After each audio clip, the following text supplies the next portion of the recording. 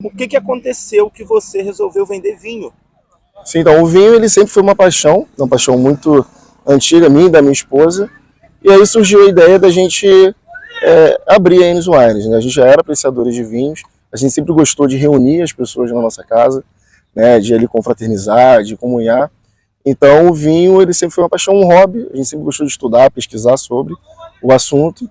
E aí veio a ideia da gente fundar a Enes Wines, né? Olha, vocês estão vendo, ele tá um pouco nervoso aqui, tá meio receoso, mas você chega lá para tomar um vinho, para beber um vinho na Enes Wines, você é tratado como se fosse da família. Sim. E é um lugar tão aconchegante e tão receptivo que você se torna cliente, amigo e tudo mais. Que vinho é esse que a gente está bebendo? Bom, nós estamos apreciando um vinho chamado Yellowtail, da uva Shiraz. Uma curiosidade é que em alguns países se pronuncia Shiraz, em outros países Syrah. Então, os países que foram colonizados pelos franceses, a pronúncia correta é Shiraz. E os países que foram colonizados pelos ingleses, se pronuncia Syrah. Mas é exatamente a mesma uva. E é australiano, né? Esse vinho é um vinho australiano, né? A uva Syrah ou Shiraz é uma uva que tem muita potência, uma uva muito exuberante, traz uma coloração que você pode ver mais intensa, né? Um roxo mais intenso. E é um vinho que vai trazer um pouco mais de tanino também, aquela sensação de boca ressecada. Esse vinho vai trazer um pouco mais. É um vinho maravilhoso. E que tipo de vinho você gosta? Olha, eu sou suspeito. Eu não tenho um vinho específico, uma uva específica. Eu gosto de experimentar as diferentes características de cada uva, de cada vinho. O vinho, ele é fantástico, né? A diversidade ela é gigantesca. Existem mais de 5.000 tipos de uvas da família vitivinífera, e cada vinho, mesmo sendo a mesma uva, mesmo sendo no mesmo ano de colheita, ele pode trazer um resultado final diferente, dependendo do método de processamento que foi realizado, de fermentação, de maturação. Então, essa granularidade, essa diversidade é o que mais me atrai no vinho, e eu não tenho exatamente um específico que eu mais gosto. O populazão, né, o que todo mundo bebe no dia a dia, as pessoas que não têm o costume, o hábito de beber vinho, é aquele vinho suave. Sim. Que você compra no mercado, que é baratinho, mais acessível. Então, qual é a diferença daquele vinho para o vinho que você vende no Enes Wines? Sim, o vinho suave, o Galhoto, o Pérgola, são vinhos feitos com uvas de mesa. Existem duas famílias de uvas, né? A uva de mesa e a uva fina, a uva nobre, ou a uva que a gente chama da família vitivinífera, que tem origem europeia. Então a uva de mesa, tecnicamente, ela é considerada uma uva de menos qualidade, diferente de uma uva fina, como Cabernet Sauvignon, Malbec, Syrah, e entre outras mais de 5.000 tipos de uvas. Então, basicamente, é a qualidade, tecnicamente falando, da uva e também o método de processamento. Então, um vinho suave, ele não passa por um processo tão crítico, não tão criterioso, alguns requisitos de qualidade necessários, como acontece com os vinhos produzidos com as uvas finas. Mas as pessoas se acostumam com aquele paladar docinho do vinho suave, Sim. Né? Para a pessoa que costuma falar, não gosto de vinho seco, só gosto de vinho suave. Sim. O que você sugere para a pessoa começar a experimentar? Eu começo mostrando a diferença dos tipos de vinhos, então, e dos tipos de uvas. Existem uvas que têm uma concentração maior de tanino, que é justamente o que desagrada a maioria dos paladares de pessoas que estão iniciando ou que preferem os vinhos mais suaves.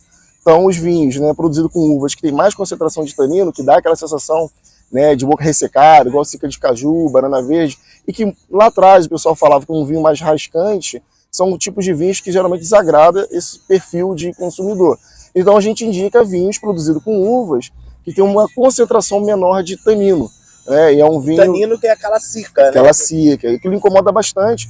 E a maioria das pessoas acabam por associar essa cica, né, essa sensação de boca ressecada, ao fato do vinho ser seco.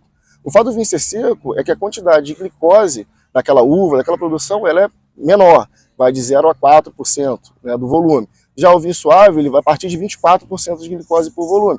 Então ele é mais doce. Porém, o que mais incomoda os paladares desse perfil de consumidor não necessariamente é a quantidade de glicose, de açúcar, mas sim essa sensação do tanino. E quando que você começou a beber vinho, a gostar de vinho, a ver que você estava num novo ramo, assim? Isso, então, essa história aí é um pouquinho mais extensa, mas eu tô com 33 anos, eu tive com 24 anos síndrome de burnout. Como eu já conversei com você, eu sou da área de tecnologia, da informação, e eu sempre estudei muito, sempre li muito, né? Toda a minha vida eu sempre estudei muito. E nesse período, entre 23 e 24 anos, eu estava construindo a minha casa, né? A nossa casa, minha esposa. E estudando muito, construindo casa, Estudar muito que eu falo é estudar muito mesmo, né? Assim, até 2, 3 horas da manhã estudando, tendo que acordar às 6h30 da manhã para trabalhar, né? Durante todo o dia, chegar em casa, tomar banho e continuar estudando.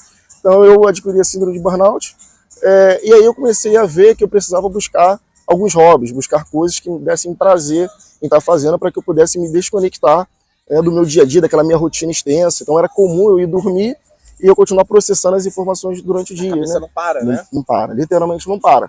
E aquilo começou a me fazer mal, né? Bastante mal, eu fui adquirindo alguns outros problemas, e aí eu comecei a buscar esse tipo de atividade. Comecei a mergulhar, fiz scuba dive, comecei a fazer pizzas, massas, testar várias receitas de massa, de longa fermentação, de curta fermentação, e o vinho entrou como uma consequência. Então, como eu estava construindo a nossa casa, eu fiz um iglu lá na minha área gourmet e fiz também uma adega. Chique, né, gente? Ela fez um iglu. E fiz uma adega também lá na sala. E aí começou. A gente começou a estudar mais sobre vinho, eu e minha esposa, a gente começou a participar de um grupo de confraria lá de Caraí, de degustação de vinho, e aí essa paixão ela foi crescendo cada vez mais, porque o vinho ele é mágico, ele assim, é rico em cultura, é rico em história, então cada vez mais que você se aprofunda e vai estudando e conhecendo, você fica ainda mais interessado em se aprofundar, e foi o que aconteceu. E hoje a gente está aqui, o hobby, uma paixão que se tornou um negócio super prazeroso. E você inovou em Itaboraí. Sim. Tem muitas pessoas que bebem vinho em Itaboraí. Sim. Muitas pessoas têm o hábito de beber vinho em Itaboraí, mas não existe um lugar para isso. Exato. Né? Um lugar específico para isso. Não deu medo? Ou alguém não puxou para trás? Você vai abrir isso em Itaboraí, não vai dar certo. Não... Sim. No início parecia uma loucura. Algumas pessoas falaram, nossa, você tá... Não é possível. Porque Itaboraí, a gente sabe, apesar de toda a riqueza cultural, histórica que a gente tem, ainda é um município onde a renda per capita ela é muito baixa, apesar de ter aproximadamente 240 mil habitantes, mas e ter mais riqueza cultural do que outros municípios, ainda tem alguns pontos a serem melhorados, toda uma reestruturação que a gente vê. Então a Enes Wines ela surgiu, né, aí com alto comperge, depois um baixo comperge, e agora a gente vê um comperge voltando, né, gradualmente, lentamente, mas retornando, e toda uma reestruturação que vem acontecendo na cidade. Então, a Enes Wines, eu ouvi uma história que eu achei bem interessante entre dois consultores de negócio que trabalhavam numa fábrica de chinelo. E o presidente dessa fábrica mandou esses dois consultores para a Índia, para poder fazer uma análise de negócio, para poder potencializar as vendas de chinelo lá na Índia. Esses dois consultores ficaram lá durante 15 dias. O primeiro consultor, ele retornou o contato para o presidente dessa fábrica e falou, olha, chefe, suspende a produção de chinelo, a fabricação de chinelo, porque aqui na Índia ninguém usa chinelo, então você a gente não vai vender chinelo aqui. O segundo consultor, ele retornou a ligação para o presidente da fábrica, para o diretor da fábrica, e falou, olha diretor, triplica a produção, porque aqui na Índia ninguém usa chinelo e tem um grande potencial de negócio. Então, pegando essa história e fazendo uma analogia com nossa realidade aqui de Itaboraí, a realidade é que nós vivemos num país tropical, onde a bebida que é mais difundida é a cerveja, é o refrigerante, né, são bebidas mais geladas. Então a cultura do vinho ela não é tão difundida e há ainda toda uma questão de que o vinho ele é complexo, que o vinho ele é mais elegante, ele é caro. Então a Enes Wines ela surge justamente para desmistificar e descomplicar toda essa informação, esse tabu. Tinha. Exato. A gente está bebendo um vinho na praça de Itaboraí, então já prova que não é tão... Não é, pode beber vinho em qualquer lugar, até na praia, na verdade. Até na praia, tem vinhos brancos, espumantes, vinhos rosés, são vinhos que você pode beber ele numa temperatura muito abaixo, né, bem baixa, bem gelado, e é super elegante, super gostoso de saborear numa praia, numa piscina. E o vinho tinto também, o vinho tinto ele tem algumas classificações, tem vinhos tintos que são mais leves, como por exemplo da uva Pinot Noir, da uva Carmené, que são vinhos que você pode beber numa temperatura mais baixa, ou seja, ele é um pouco mais gelado. Um outro tabu que a gente vem desconstruindo é a questão da temperatura do vinho. Então as pessoas têm uma informação que o vinho a gente bebe numa temperatura ambiente, né? Mas a temperatura ambiente, obviamente, não é aqui de Itaboraí. Claro, imagina. Só uns 40 graus. Exatamente. Então, assim, a gente pode beber um vinho mais gelado, desde que seja agradável para o seu paladar. Vai ter vinhos que vai pedir uma temperatura mais acima, O importante é você estar feliz e se satisfazer. E tem vinho para todo tipo de bolso também. Com Né? certeza. Todos os preços, tem vinho em lata.